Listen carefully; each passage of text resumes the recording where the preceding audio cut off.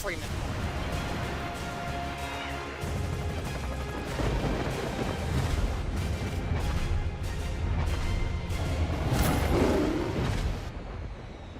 Hello there and welcome back to the desk here at the Magic World Championship. Marshall Sutcliffe here with Luis Scott Vargas, and we are working our way right through the standard rounds.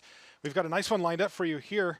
Let's take a look at our matchup. We have Kelvin Chu playing against Eric Froehlich. Now, Kelvin's on 4-1 record coming into this round here. Eric, one step down from that. He's at 3-2. He's going to be on Ramunap red.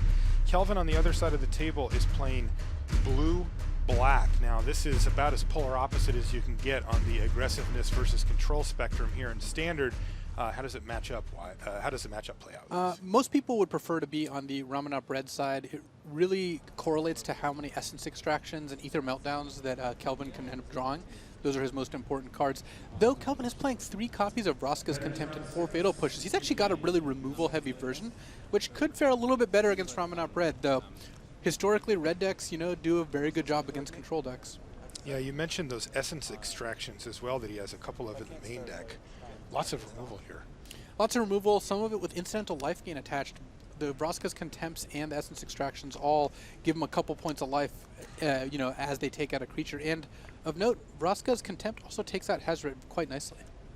The one drop here, Bomat Courier for Eric Froehlich. This is their one drops have been pared down a little bit since the rotation. Bomat Courier, Soulscar Mage, as far as creatures go, is what they have to deal with. And Kelvin showing likely doesn't have a Fatal Push in hand here. There's a Harsh Mentor from Froehlich.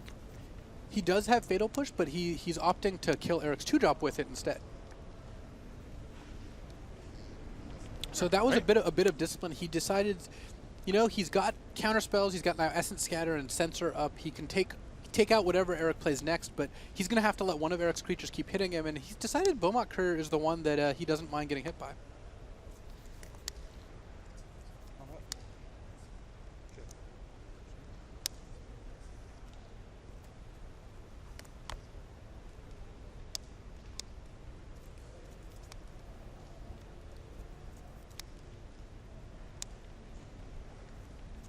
And pretty big turn where Eric did not have a follow-up to the Soulscar Mage that got Essence Scattered.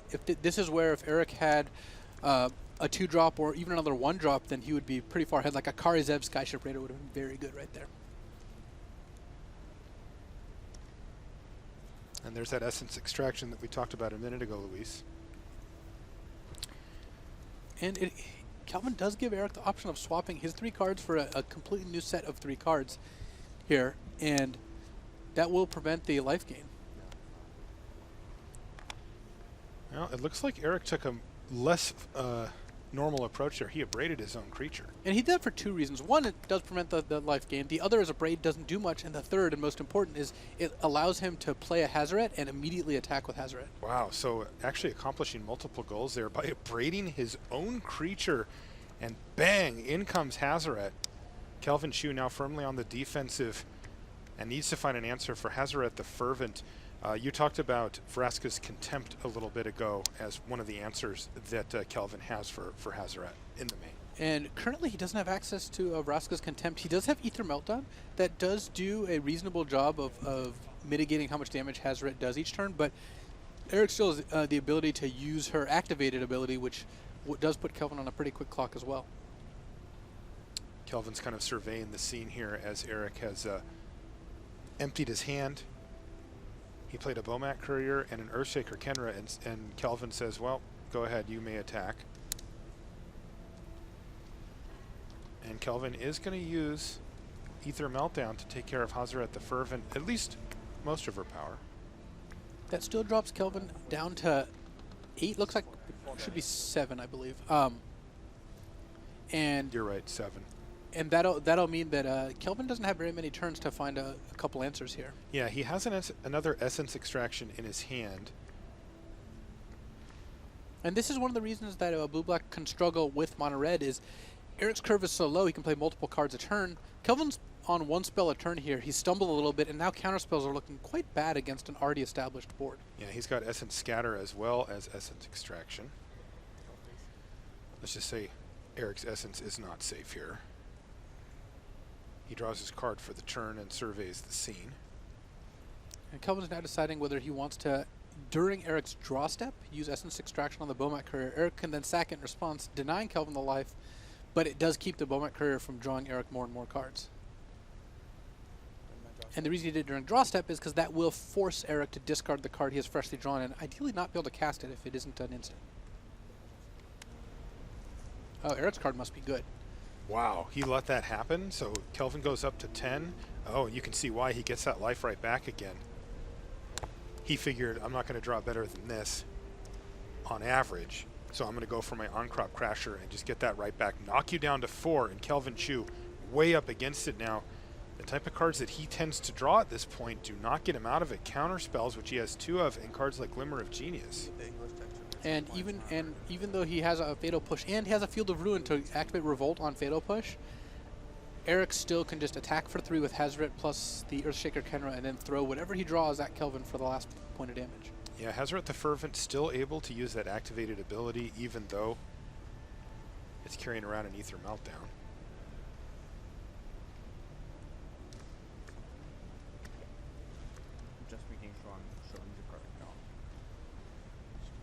And it looks like Eric is getting out his reading glasses here for an Oracle reading. My guess is Field of Ruin. Field of Ruin, which looks like it's in Japanese. And looks like that's all he needed to do to convince Kelvin Chu to pack it in. And Eric Froehlich wins that first game in impressive fashion.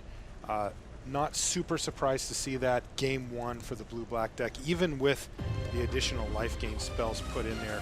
Still a rough go against the Ramunap red deck, no doubt about it.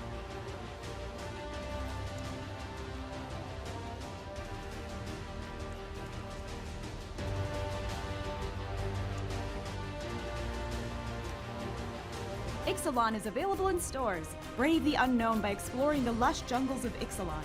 Discover a world filled with mighty dinosaurs, treasure-hunting pirates, graceful merfolk, and sinister vampires. Visit Ixalan.com to find out more. Head down to your local store and buy a box of Ixalan to receive a dino-sized booster. Each booster is filled with 4 rares or mythic rares, 4 premium foils, and an alternate art premium foil rare. Limit 1 per customer. Visit Ixalan.com to find a store.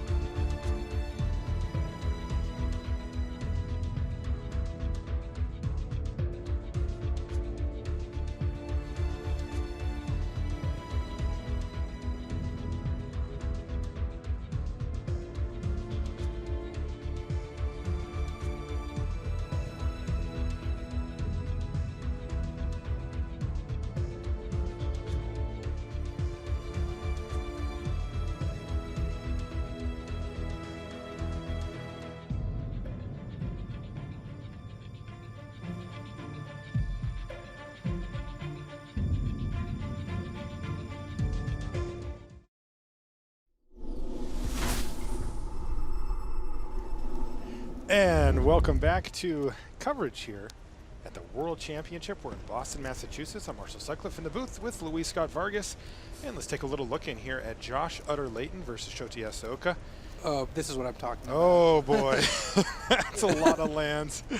And you see that we've got a bit of a mirror match here, though. I will say that Shota is on Grixis control rather than the blue-black that Josh is on, but both true control decks and looking to get into the late game. Mean, Josh's hand is 3 disallows, 2 essence scatters, 2 sensors, and a hieroglyphic illumination. Yes, that's 8 cards. Yes, both players have full hands and 12 lands in play. Yeah, Josh has 13, you know. This is just, you know, pure magic, as Garfield intended. And we're going to get a chance to see more of this later, but it is nice taking a little peek in and seeing, as Josh actually is significantly far ahead because a Torrential Gearhulk is forcing Shota to start making plays, which does give Josh the advantage because once Shota starts tapping mana and then Josh starts answering it, Josh is the one who, you know, kind of ends up with the last card standing here. Yeah, because it looks like he did get to untap with that Torrential Gearhulk, and that gives him access to all these spells. We're going to see what looks like a disallowed, perhaps the first of many in a fight, and off we go here. Another disallow is the response from Shota. Does Josh want to further protect his Torrential Gearhulk? And what is nice about this for Josh is even if he ends up losing this and the Gearhulk dies, he has more in hand, and because Shota is forced to tap out first, he doesn't have another Gearhulk. Josh gets to play second Gearhulk. And so now Shota lost the counter war, and Josh got an extra Gearhulk as a result, so Shota got very punished there. Though Shota does have his own Gearhulks and, in fact, Harness Lightning, so yeah, we're going to see some back and forth here. This looks like it's still game 1 between these two. Is there maybe a sweeper for Shota that he could play here? No, unfortunately for Shota, well, Hour of Devastation doesn't quite do it. He does have 1 copy of Bantu's Last Reckoning in the deck, though. Oh. Shota played around the fact that players have deck lists by having one of a bunch of different cards, so it makes it very difficult for his opponents to tell what's going on. That's smart. I like that.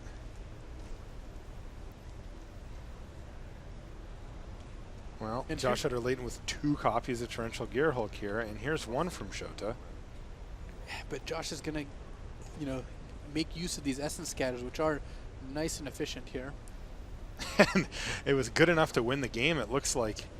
So Shota even had transformed. I do want to point out that the control versus control matchup with 10+ lands in play didn't finish that far behind the Ramunap red deck. And that's a testament to how fast Shota plays more than anything else. Take a look at our beautiful feature match area here for the World Championship. It is lovely here in Boston. The weather's been nice outside, but there is battles to be had indoors, no doubt about it. Also, I noted at the beginning of the match here, but this is Kelvin Chu with a 4-1 record playing down against Eric Froehlich at 3-2, and this is something that we should get used to. We'll see a lot more of this than we're used to at the Pro Tour or at a Grand Prix.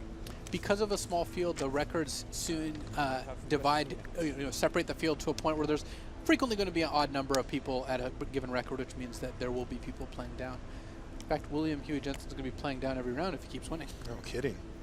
He had to play down last round already, and of course this one as well. He is undefeated for those of you just joining us. That is Censor being cycled by Kelvin Chu, who's facing down just a lowly Bomat Courier with a couple of cards under it, but a good start for Froehlich nonetheless. Froehlich not having a play on 2 is unfortunate for him because he just did nothing, huh? Because that would have put him pretty far ahead, because Kelvin did start on tap lands on both turns 1 and 2, so he didn't have Essence Scatter or Censor up on turn 2. And here's Pia Nalar. Eric Froehlich just slams it on the table. Kelvin says sure. This is going to give Kelvin a good opening, though, to take down the Bomat Courier, and he wastes no time in doing so. Essence Extraction is going to gain him the 3 life that the Courier took and erase it. It just took back everything that Eric had done for the game. Completely undoes it, and then Kelvin still continuing to just, you know, develop his mana base, but he could have played Gifted Aetherborn. I think he wants to wait on that because it is vulnerable to removal. He'd rather just keep casting Essence Extractions and Vraska's Contempts. Vraska's Contempt also a good backup plan against Planeswalker. Eric does have Chandra Torch of Defiance in hand. Yeah, and Eric has nothing to say about these, right? Like, Kelvin knows that he can just rest assured that whatever creature he targets with this thing, it's going to get it. Yeah, there's nothing Eric can do to prevent that, and that gives Kelvin a pretty good opportunity to just let him wait and see what Eric does before committing to any particular line of action. Ooh, look at this. He's got the Locust God here as well. Yeah, the Scarab God is going to put Kelvin pretty far ahead because Eric doesn't have very many cards that can deal with it. And Kelvin's life total is so high that Eric isn't vulnerable to getting swarmed either. Yeah, it looks like Eric's going to have a little think here as we figure out what to do with these next turns. In the meantime, let's hear from Tim Willoughby down on the floor, who's got a few updates from our back tables for us. Well, down on the floor, we've had 2 different iterations of the Teamer Energy versus Red matchup. For Donald Smith, game 1 not going so well. Yuya Watanabe able to assemble a Willa Virtuoso and get a whole host of flyers to close that one out. For Christian Calcano, though, things looking a little bit better against Brad Nelson's version of Energy. Able to get early beat down and able to pick up the first game. Both these guys going to their game 2s. Thank you, Tim. Good stuff from down on the floor. And in the meantime, Kelvin Chu inching forward here. Did he block PNLR? Is that what happened? He did, and now Chandra is going to be able to not kill the Scarab God, because it's pretty hard to do that, but enable Eric to send it back to Kelvin's hand. That's right. And Eric actually did it a little differently there. He plus Chandra to make 2 mana and then used a Lightning Strike to finish off the Scarab God rather than using Chandra's ability. That leaves Chandra at 5 loyalty. Oh, but that's going to do it for Chandra. That was Vraska's Contempt and putting Kelvin Chu firmly ahead in this game. He's at 19 life still, even after having dealt with all these permanents. Eric did draw, I think, one of the best cards he could, which was a Hazoret. That's one of the few cards that can get him back from this position. And I think Kelvin actually might have to put some thought into, casting Fatal Push on a Thopter token. So why is he doing that here? Because facing down Hazoret, his life total is at much more of a premium, and he knows he's got the long game covered. And in fact, this sequence of plays is exactly how Kelvin drew it up. Wow, this looks perfect for him. This is also another reason why Vraska's Contempt is in the deck.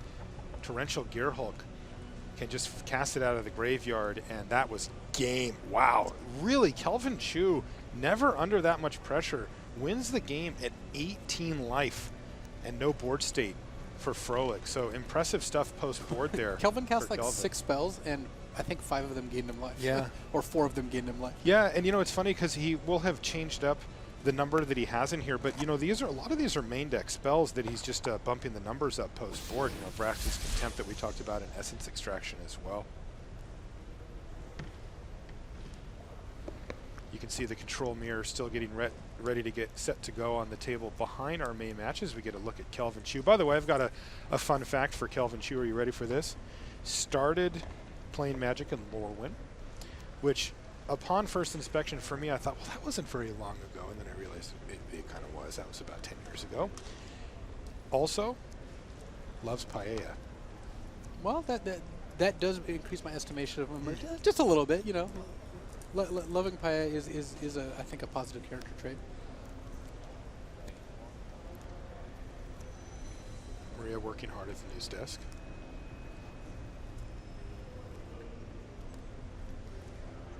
All right, sounds like we've got a little bit of an update here from our floor reporter, Tim Willoughby. Tim, what do you got for us? Well, just a little bit of extra information from that match that we saw between Shota Yasuoka and Josh Adelaiden on table 2.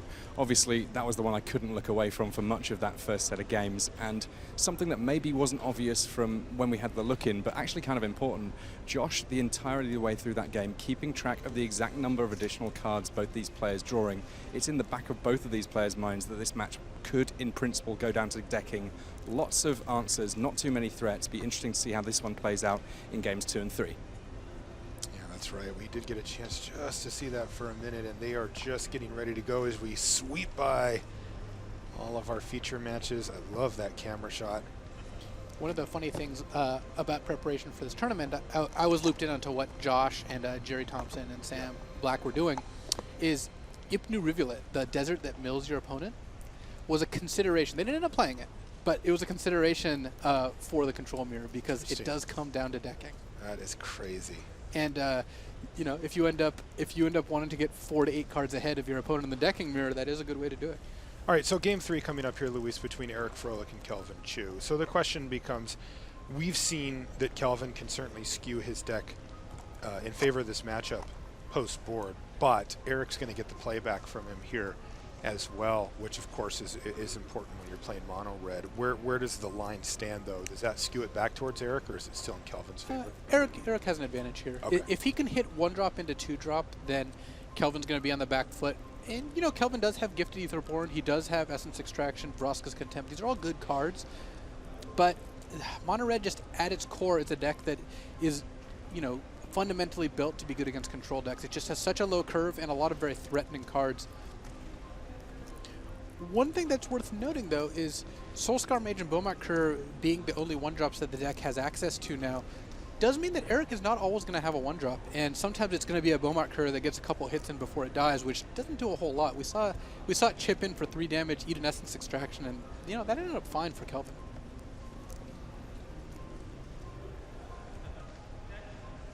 Players just finishing up the last of the formalities here before they get back underway.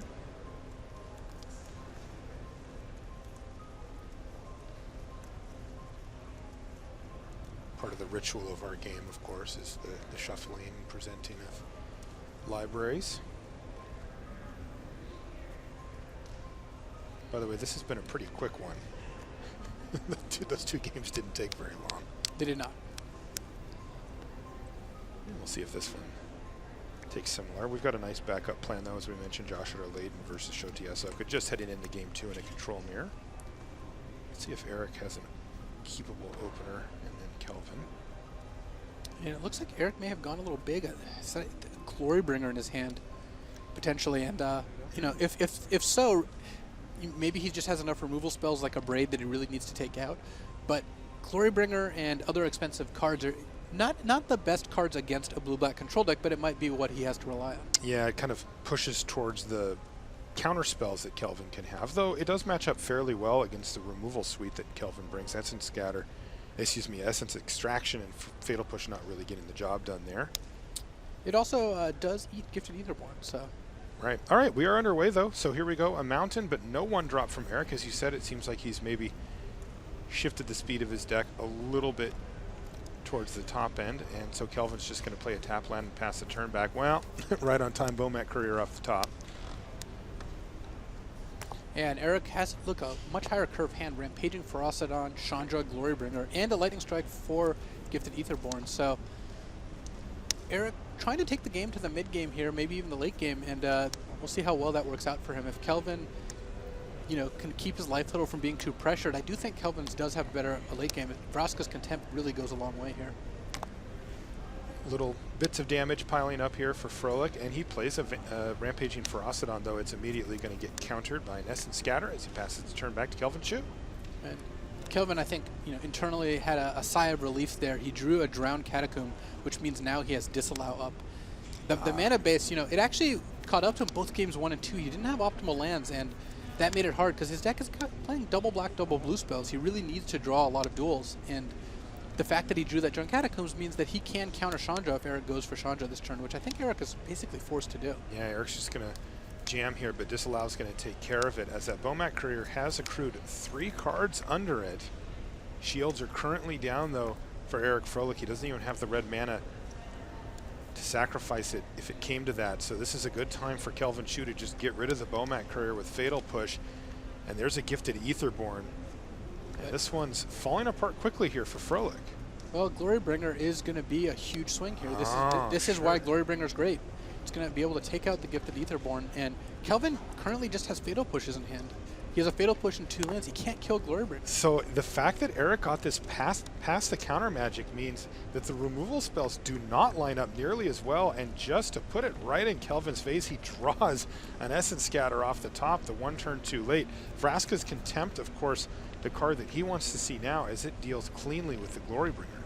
And note Eric has Ramunap Ruins and 3 deserts in play, so Kelvin can't take too much more damage before he just dies to the accumulated damage Eric has among his lands. Now Eric does have another copy of Glorybringer in hand, so that Essence Scatter may find its target yet. And it looks like that's exactly what's going to happen here. Basically, Kelvin has probably 1 draw step to draw Vraska's Contempt and be in a decent shape, and 2 draw steps to survive, but barely. Was that Scarab God? Looks like a Scarab God. Yeah, that's exactly what it was. Now, does that get the job done here? There is now a Glorybringer in the other graveyard. Well, that puts Kelvin in a better shape than he was. Not by much, though. Eric does have the option of Glorybringer, Exert, and then Lightning Strike to bounce Scarab God back to Kelvin's hand, but that's not exactly what he wants to do. Eric Well, Eric does have a scavenger grounds, so he's able to exile all cards from graveyards if he makes that play. I got a quick look at Eric, just seeing what was in Kelvin's graveyard there too.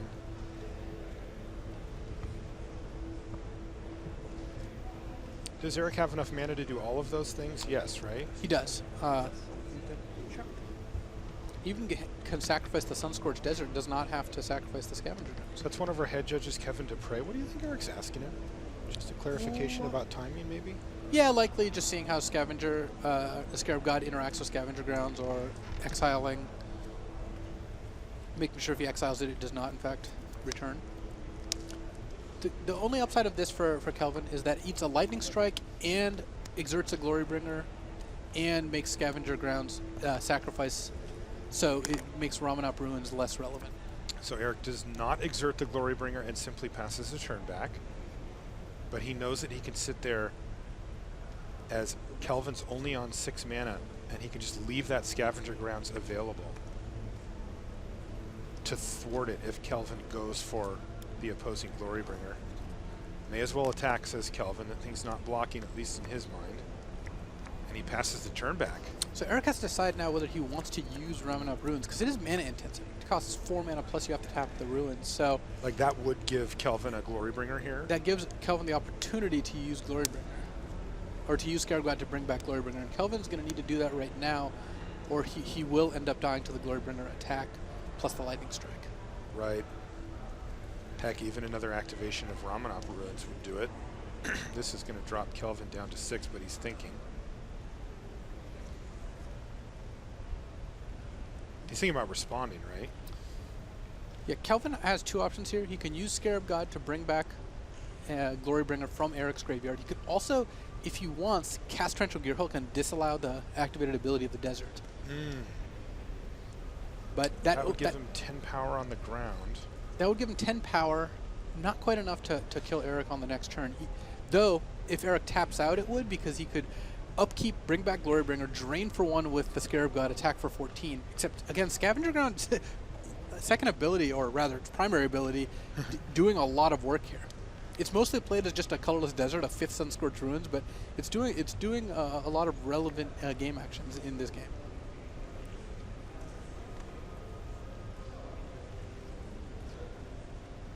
You can see Kelvin Chu looking over his options here. He's keenly aware of all of these interactions and is trying to decide what is going to give himself the best chance to win. It looks like it's going to be Torrential Gearhulk, disallow the triggered ability from Ramunap Ruin, so he takes no damage as a result. He's got 10 power up, but he is facing a Glorybringer. These players are tied at 1 game apiece, and there's a lot on the line for both, particularly Froehlich, who's sitting at 3-2. And moving up to 4-2 would put him in a very nice position, especially if he could pick up that last round. Now, Kelvin's already at 4-1. And oh boy, being 5-1 going into the last round, there's even a loss isn't that bad for him, given the type of record that you need to make the top 4 here at the World Championship. Eric's thinking about his plays here. He's going to attack with Glorybringer, knocking Kelvin down to 4, plays him out, and just passes. So this is going to be a game of inches here. Kelvin needs to draw Essence Extraction or Vraska's Contempt. He could use Scarab God on upkeep. That would be lethal, except for the Scavenger Grounds, because, again, if Kelvin activates Scarab God targeting Glorybringer, then Eric is going to use the Scavenger Grounds in response. Kelvin is actually 1 land away from being able to use Field of Ruin to prompt the use of the Scavenger Grounds and then to animate in response. But because he needs that extra point of damage from the Scarab God's trigger, he would have to do it during upkeep, and he can't quite get there. So close for Kelvin Chu. That's not going to be an option, though, so he's now looking at his other choices. What is the best line of play here? We are in his upkeep right now. There's a trigger on the stack from the Scarab God, and he's going to just let that go and take his chances with his draw step. Couldn't quite see what it was, but we'll get it up shortly here. He really wants it to be a black card. It's Essence Extraction. It was Essence Extraction. Look at that. Does that change the race back in his favor? It very close to does, but he's still slightly short because of the lightning strike in Eric's hand. Oh, he doesn't know about that lightning strike. He does not know about the lightning strike. So what will happen now is Kelvin will pass the turn. Eric will then decide if he wants to use Ramunap Ruins to deal 2 damage to Kelvin or just cast lightning strike. And he's just going to run it out there. Lightning strike target you. That gives him 2 different ways to have lethal next turn. One of them, Glorybringer attacking. The other one would be a Ramunap Ruins activation. Yeah, and Eric will have this here because Kelvin can cast his Essence Extraction to go to 7, but Glorybringer plus Lightning Strike deals exactly enough to take down Kelvin. Oh, this got so close. Even though Kelvin has Field of Ruin, he can kill the Ramunap Ruins here, but that's just not going to be enough. The Glorybringer just dealt too much damage. Yeah, it's interesting. You know, we noted right away that Eric had gone a little big and brought in the Glorybringer, and boy, has it panned out for him, especially that we see a fatal push in Kelvin's hand that has just rotted. He has found no targets for it whatsoever. Because Kelvin now uses Field of Ruin on Scavenger Ground, and Eric's going to then sacrifice the Scavenger Ground in order to make it so Field of Ruin's ability does not resolve. Okay, almost 100%. So this is tapped and sacrificed, right? With the ability on the stack? This is not in play once you did that, correct? No, So I'm it's checking. sacrificed. Yeah, That's okay. correct. Yeah, yeah. Okay. Straight there, okay. Thank you.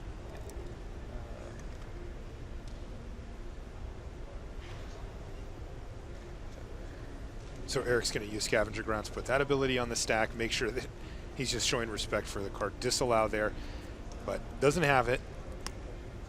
And away they go the graveyards. That's going to put Kelvin Chu down to 1 life. Eric drew a hazard just for additional value. And that's going to do it. That is Glorybringer striking into the red zone and giving Eric Froehlich the match win. He is now 4-2. So is Kelvin. We're going to jump back to our back table now. That is table 4 for us here in the booth. For you, it's Donald Smith versus Yuya Watanabe. Now, these players have not had such a good start as the ones on our front table there. They are 2 and 3 here. Teamer Energy in the hands of Yuya Watanabe, and Treasure Red in the hands of Donald Smith.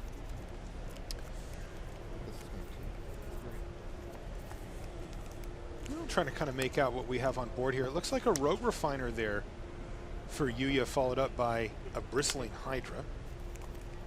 Which will, outclass Donald's board of Soul Scar Mage, and it looks like a Rampaging Ferocidon there. Ferocidon, yeah. Which is an actual dinosaur name, by the way. Just like a Charging Monstrosaur? Yeah, it's the same thing. Right out of the history books.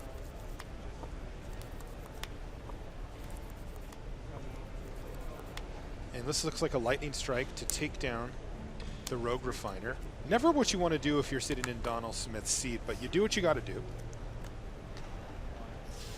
Ooh, Key to the City providing a bit of evasive action here for Donald, and he actually was not interested in making his Soul Scar Mage unblockable, it looks like. No, he's sitting at a cool 20 life, so he isn't worried about blocking. Presumably the 2 cards left in his hand are both cards he's interested in keeping. You do have to discard a card, as you can see, for Key to the City as part of that activated ability.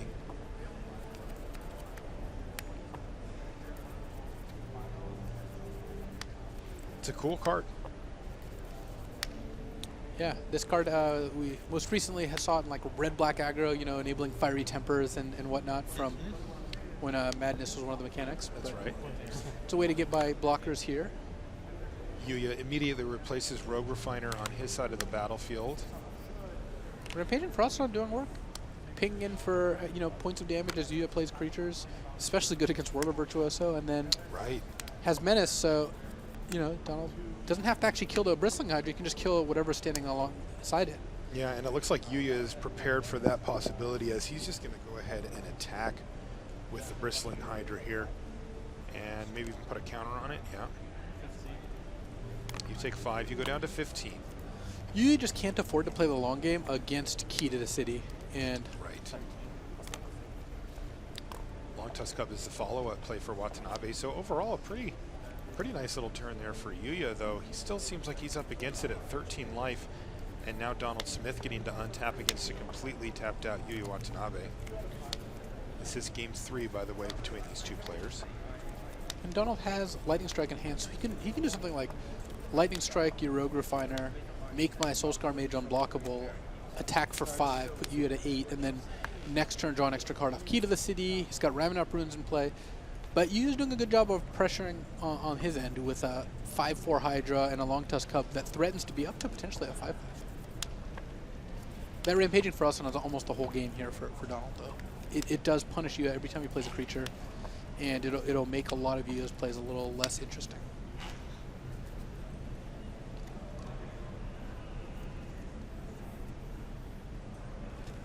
Curious to see if Donald wants to start using Key to the City at some point, or just leverage those removal spells to kill blockers and key in on the Menace. Wow, he actually plays a land out of his hand.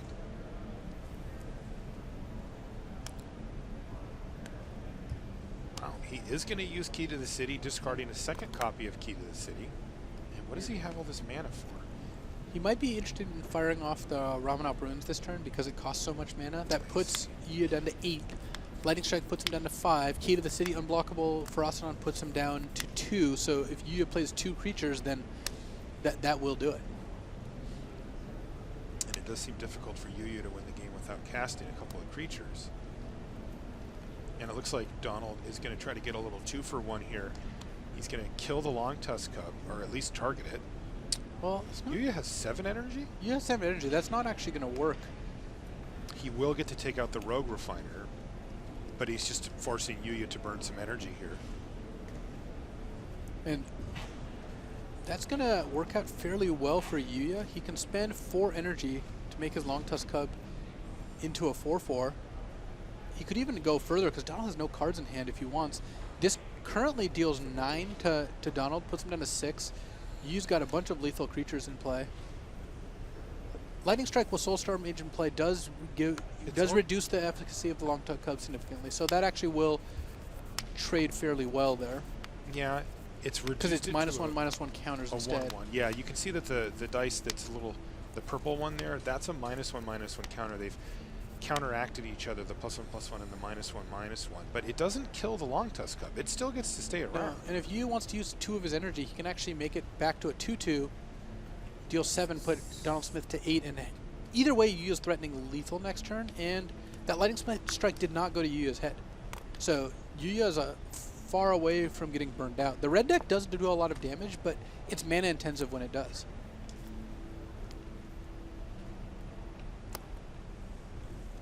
Yuya's going to use a Braid to kill the Rampaging. Oh, Braid was a fantastic draw for Yuya.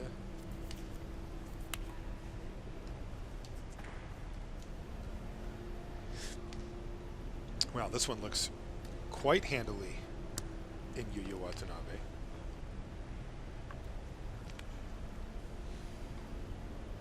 Looks like he's lining up a Whirler Virtuoso or a Rogue Refiner. He's deciding which of the two. And doing some math here to see, well, can I get Donald dead? They both essentially have 3 power.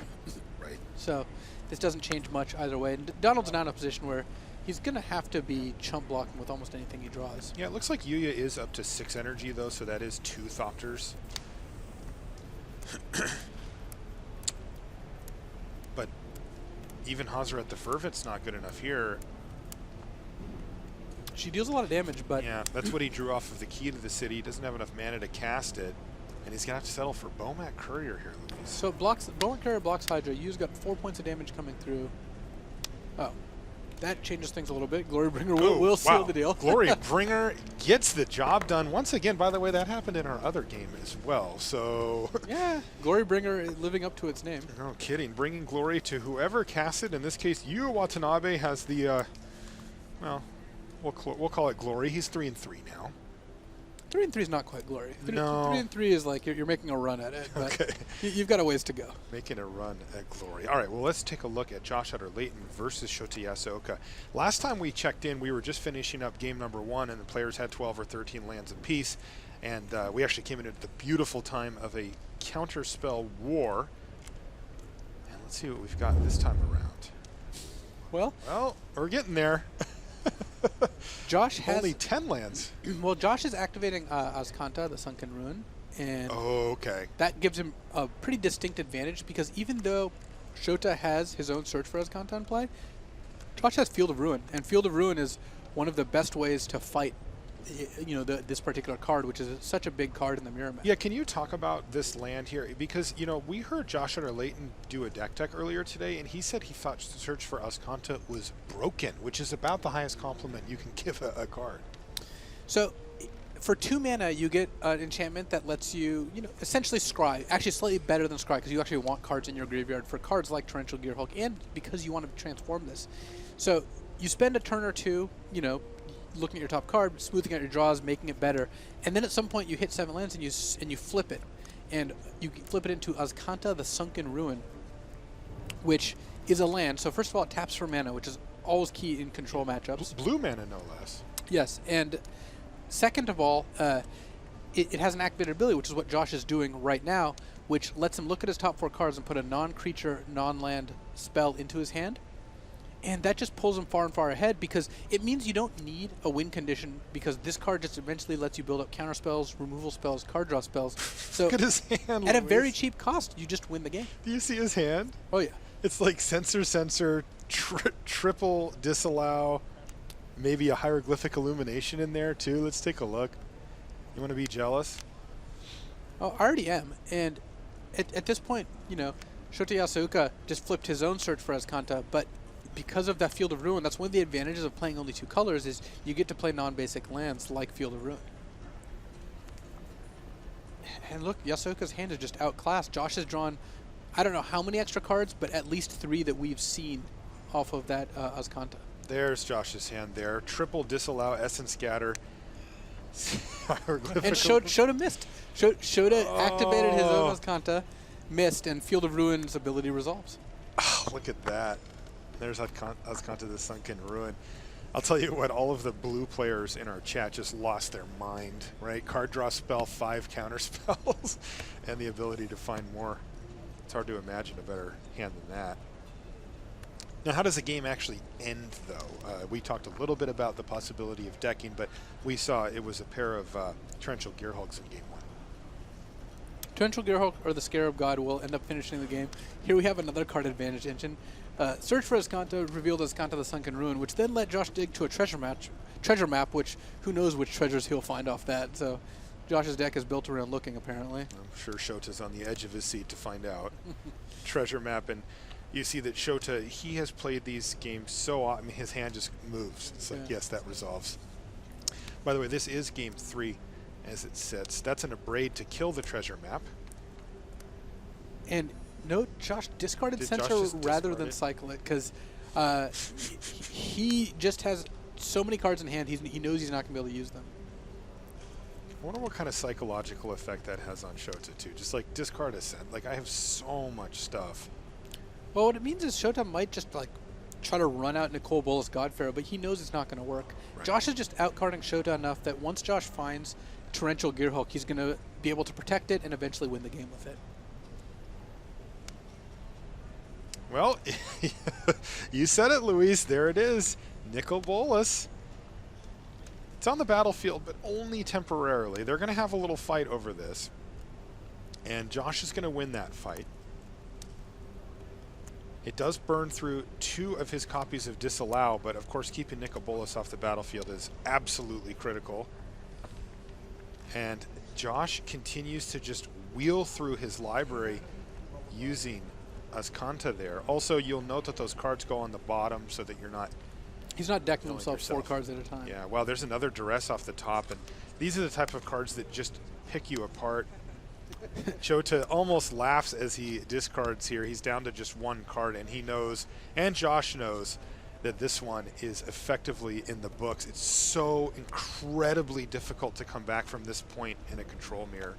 I don't know that I've ever seen it. It's just really not going to happen.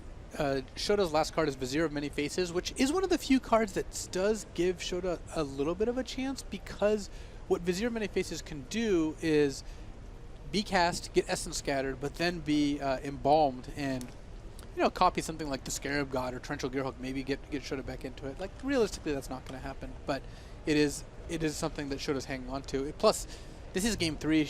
There's plenty of time left. Shota has no incentive to do anything but play this out. Yeah, Josh ended up just taking a duress off of that last activation of Azcanta, and then he also cast on end step the hieroglyphic illumination to just keep the cards flowing. He has a hand that he can set up, right? I mean, he doesn't need to just fire stuff off. He just wants to find whatever it is that he's going to use to win the game and then proceed from there. As you can see, Censor, Double Essence Scatter, Disallow, Negate, and another hieroglyphic illumination in hand, and he may have found a Scarab God back there too. Judge. Yes. Can I ask you a rules question? Sure. Oh, you heard him. Josh wants to ask a rules question. Maybe just testing Shota to see if he wants to sit there for a while. Looks like Shota's okay with it. Yeah, and Josh, I'm sure, is asking about the interaction between Embalm and the Scarab God here. Right, because that is an interesting interaction where when you activate an ability of the Scarab God, it does target. We know that part, but with Embalm, it's a cost, right? So Embalm exiles as a cost, and so what Josh can do is he can't Scarab God in response. He can disallow the Embalm, though. He can disallow the Embalm activability. As far as I understand, you know. Yes, and I'm sure chat will let me know if I'm wrong. Well, and he can do that, and Embalm is sorcery speed. Interesting. So yeah, that's. But has the cost already been paid? Right, that's the question. The part of the payment for the cost is 3 in a blue and exiling a card. Yeah, then it's gone. Yeah. So he can do that, and he will not get the Embalm version, but the card's gone. By the way, you know, it is worth noting here. You saw Josh Utter-Leyton there. That's a Magic Online champ, GP champ, multiple Pro Tour top 8er, and a future Hall of Famer here as of about a month away. Just stop and say, I want to ask the judge a question. That's something you should do too. I think that you reach a certain level of play where when you first start out, you're like, yeah, I'll ask the judge. That's what they're there for, right? And then you start to think, you know, I kind of know this game. This is my territory now. And then you're less likely to ask the judge a question even if you need to. And then when you get really good like these players, I saw Jensen, we saw Eric Froehlich, we saw Josh Utter-Leyton today, just pull one of the judges aside and say, hey, I've got a quick question. It's always better to do that rather than figure it out. There's also, actually chat brought up a very sweet line of play as well. If Shota casts Vizier, Josh can cycle Censor, in response, Essence Scatter the Vizier, and then with cycling Censor still on the stack, activate Scarab God to bring Vizier back before Shota has a chance. Well, Shota never has a window. Shota never has a sorcery window to embalm it. So that is a play Josh could make. It looks like he is just going to be content with tapping Shota out when Shota tries to embalm it and disallowing here. Yep. And like we said, that does, in fact, exile the Vizier of Many Faces, so Shota only gets to do that the one time, and the disallow just effectively kills that half. And now Josh wins the game with his 5/5 with millions of counterspells in hand, Essence Scatters and Negates and everything else you can possibly imagine. An Arguel's Bloodfast as to just make sure Shota knows he's not winning this game. Because you want more cards? Sure. Josh Utter-Leyton at a cool 20 life, as is Shota. Welcome to the control mirror. And that is going to do it. Josh Utter-Leyton improves to 4-2, knocking Shota Yasuoka down to 3-3. Him and Yuya both have to walk away at 3-3 here, while we see Utter-Leyton improve to 4-2. Whoa, welcome back to the booth there. That's Luis Scott Vargas. I'm Marshall Sutcliffe. Welcome back. It is our pleasure to bring you coverage here of the World Championship. We are in Boston, Massachusetts. It's a beautiful day outside, but like I said earlier, it's battle o'clock in here, and we've got one more round to go. Don't go anywhere. We'll be back after these messages.